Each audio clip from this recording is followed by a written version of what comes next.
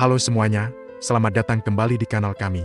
Hari ini, kita akan memulai perjalanan menakjubkan melintasi waktu, menjelajahi sebuah negara di jantung Balkan yang ceritanya seringkali terlewatkan, Makedonia Utara. Ini bukan hanya tentang Alexander Agung, loh, sejarahnya jauh lebih kaya, penuh dengan peradaban kuno, kekesaran perkasa, dan perjuangan panjang untuk menemukan identitasnya sendiri. Jadi, siapkan diri kalian, kita akan mengungkap lapisan sejarah yang membentuk negara indah ini.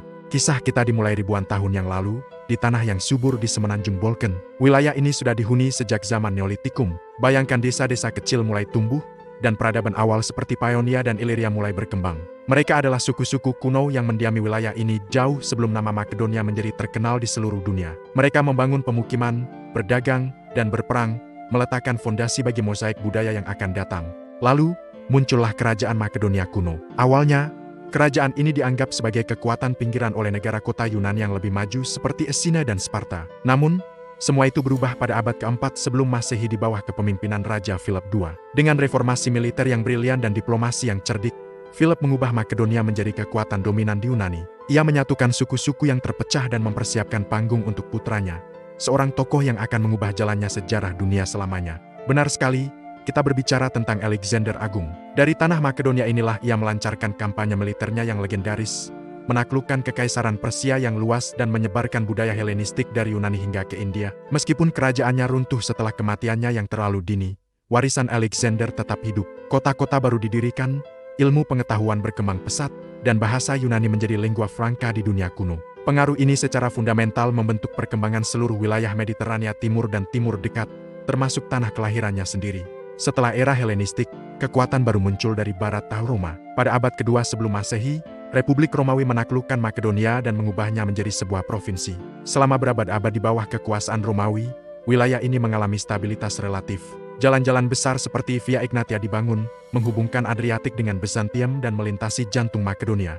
Kota-kota seperti Stobi dan Heraklea Lyncastis menjadi pusat perdagangan dan budaya yang ramai. Kekristenan juga mulai menyebar di sepanjang rute ini, perlahan-lahan menggantikan kepercayaan lama dan meletakkan dasar spiritual baru bagi masyarakat.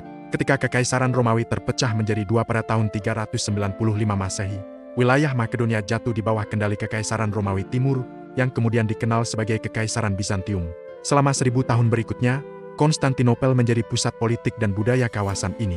Namun, periode ini sama sekali tidak damai. Wilayah Makedonia menjadi medan pertempuran yang diperebutkan oleh berbagai kekuatan. Gelombang migrasi Slavia pada abad ke-6 dan ke-7 secara dramatis mengubah demografi dan budaya wilayah tersebut. Suku-suku Slavia ini menetap, berasimilasi dengan penduduk lokal, dan akhirnya membentuk identitas mereka sendiri.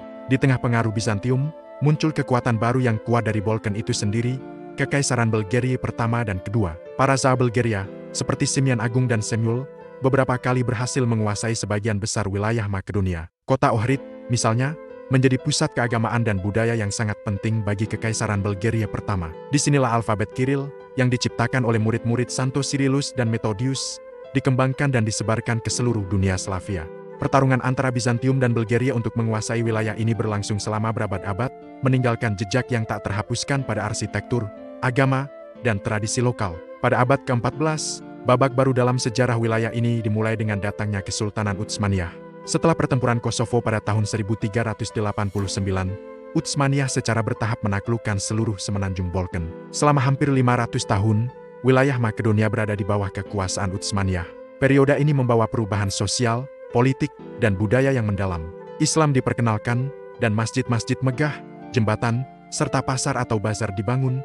Banyak di antaranya masih berdiri kokoh hingga hari ini, seperti Ouad Bazar di Skopje. Masyarakat menjadi multi-etnis dan multi-agama, dengan komunitas Kristen Ortodoks, Muslim, dan Yahudi hidup berdampingan. Meskipun ada periode stabilitas, pemerintahan Utsmaniyah juga seringkali diwarnai oleh pajak yang tinggi dan perlakuan yang tidak setara terhadap non-Muslim, yang memicu berbagai pemberontakan lokal. Memasuki abad ke-19, gelombang nasionalisme melanda Eropa, dan Balkan tidak terkecuali. Di tengah kemunduran Kesultanan Utsmaniyah yang dijuluki orang sakit Eropa, gagasan tentang identitas nasional Makedonia mulai terbentuk di kalangan intelektual Slavia. Mereka mulai meneliti bahasa, cerita rakyat, dan sejarah mereka sendiri, berargumen bahwa Slavia Makedonia memiliki identitas yang berbeda dari tetangga mereka, Serbia, Bulgaria, dan Yunani. Perjuangan ini memuncak dalam pemberontakan Ilinden pada tahun 1903, sebuah upaya heroik namun gagal untuk mendirikan negara Makedonia yang merdeka. Meskipun pemberontakan itu berhasil dipadamkan dengan brutal oleh Utsmaniyah, semangat Ilinden menjadi simbol abadi perjuangan Makedonia untuk menentukan nasib sendiri. Awal abad ke-20 adalah masa yang sangat bergejolak. Setelah Perang Balkan pada tahun 1912 dan 1913, Kesultanan Utsmaniyah akhirnya diusir dari Eropa. Namun, alih-alih merdeka, wilayah geografis Makedonia justru dibagi antara Serbia, Bulgaria, dan Yunani. Bagian terbesar, yang dikenal sebagai Vardar Makedonia, menjadi bagian dari kerajaan Serbia, yang kemudian menjadi bagian dari kerajaan Yugoslavia setelah Perang Dunia Pertama. Selama periode antar perang ini, identitas dan bahasa Makedonia secara aktif ditekan. Orang-orang dipaksa untuk mengidentifikasi diri sebagai orang Serbia Selatan, dan penggunaan bahasa Makedonia di sekolah dan administrasi publik dilarang.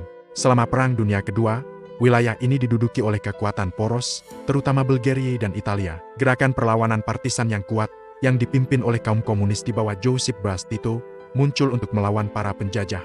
Para partisan Makedonia memainkan peran penting dalam perjuangan ini, dengan harapan bahwa setelah perang, mereka akhirnya akan mendapatkan pengakuan nasional mereka. Harapan mereka terwujud.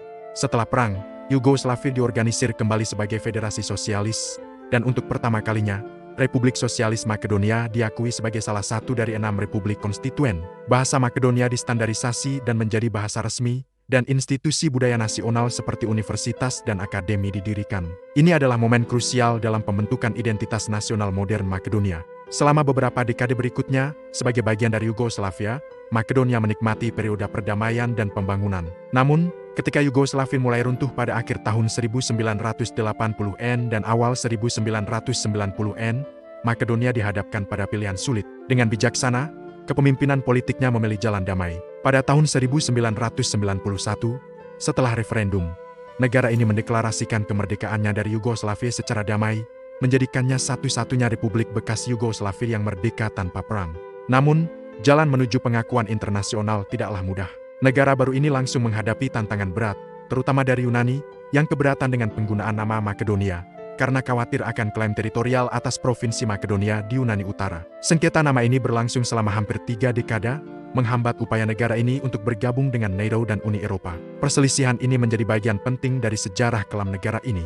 Di bawah tekanan internasional dan blokade ekonomi dari Yunani, negara ini untuk sementara waktu diterima di PBB dengan nama Republik Bekas Yugoslavia Makedonia atau FYRUM. Akhirnya, setelah negosiasi panjang dan sulit, sebuah terobosan bersejarah dicapai.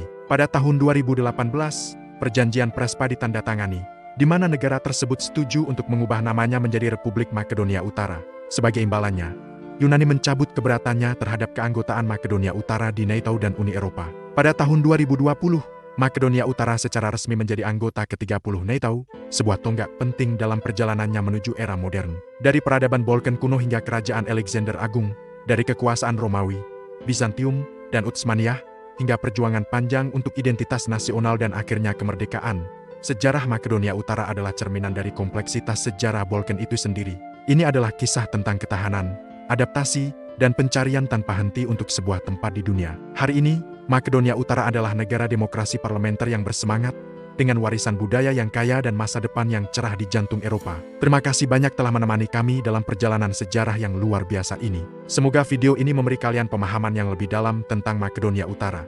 Jika kalian menikmati konten ini, jangan lupa untuk menekan tombol suka, berlangganan kanal kami, dan nyalakan lonceng notifikasi agar tidak ketinggalan video kami berikutnya. Sampai jumpa lagi.